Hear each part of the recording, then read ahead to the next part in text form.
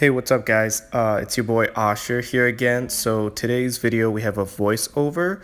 What we're doing is a video on the topic of prepping for a PR. So when you're trying to get ready, what you're doing with your warm up for getting ready to test out your strength, do a 1 rep max of one of the big lifts.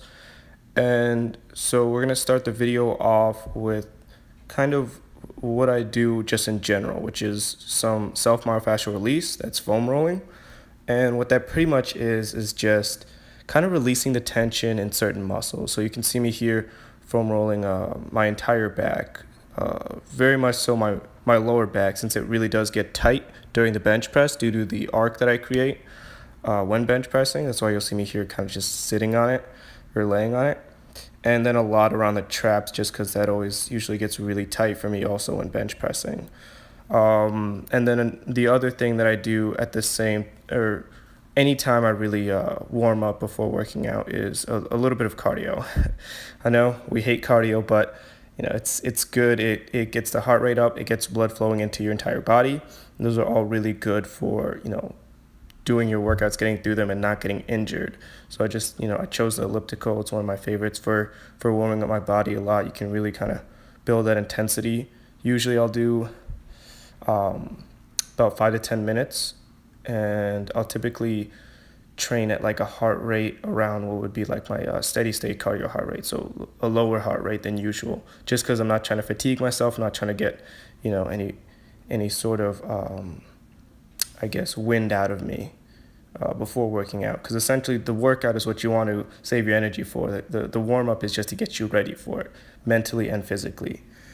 And so when prepping for a PR, the idea here is that what we want to do is we want to achieve something called neuromuscular efficiency. And what that simply is that it puts your body in the perspective of like a machine. You want to have all of your muscles working together as one in order to lift the weight in the most efficient manner. And so that's why you also see me here doing band pull aparts. I do it above my head. That's kind of just to get like that shoulder flexibility going, since that's something I need to work on.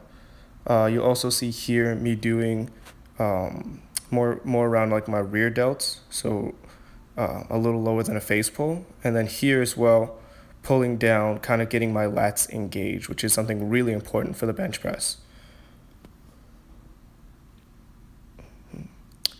And so aside from this, I'll also do other things such as, you'll see me here doing bicep curls. I also afterwards do a little bit with the tricep rope push down. What I'm simply doing here is kind of getting blood into the arms. For me, getting my arms warmed up has helped me a lot with the bench press, just because it's an upper body movement, and I felt like my arms have kind of held me back, especially my triceps, of course, with the bench press. And so getting it warm and getting it ready will help, especially with the lockout of the bench press, which has always been my toughest portion of the bench press. And you'll see here that vein in my arm going from my shoulder down, that guy never leaves. Old veiny. Okay. So I really like to do a lot of reps with these, typically anywhere from 8 to 15. With the band pull aparts, I might do between 10 to 20, depending on how stiff I'm feeling, how tight I'm feeling, and really just trying to achieve getting blood into the muscles so that we can achieve that neuromuscular efficiency when doing the lift. And what that simply does is it helps you essentially utilize all of your muscles when trying to lift for strength, for power, trying to lift the most amount of weight you can. Because of course you want to get everything involved.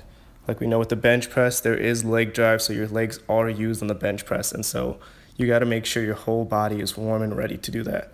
It also helps with ensuring that you don't get injured, because of course if you have everything working, you won't overutilize other muscles, such as the pecs or the delts. Here you'll see me doing just some more shoulder stretching. This is kind of just helping rotate my shoulders, because that's always been an issue as well with the bench press. Here, using the bands, just another form of warming up the biceps. Also a little bit of forearms as well. kind of just keeping that form good, really doing a lot of reps and really getting blood into the muscle. That's what we're trying to achieve. Okay, and so you'll see here coming up, once I'm done, kind of get that hype going.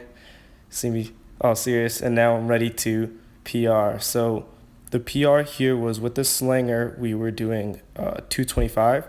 So I've never bench pressed 225 without kind of like some form issues. So here you'll see me kind of do it with ease. I'll hit a little bit of a wall on the top portion just because my triceps are still not used to the weight, which is why I went with the Slanger to kind of, get my triceps feeling it prior to doing it without the Slanger. At the end, you'll just see some goofy clips. Shanor, shout out to Shanor, one of my videographers, as well as shout out to Zhao Nguyen. Both of them helped me film portions of these. I'll have their Instagrams down in the description box below.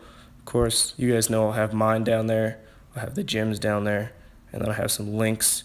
Also, my discount code for Dumbbell Dynasty, Shredded10 to get 10% off. Those lifting faces, man. Then just a little flex for you guys. Still a little small, but we are going to plan on getting bigger soon. And I'll see you guys in the next one.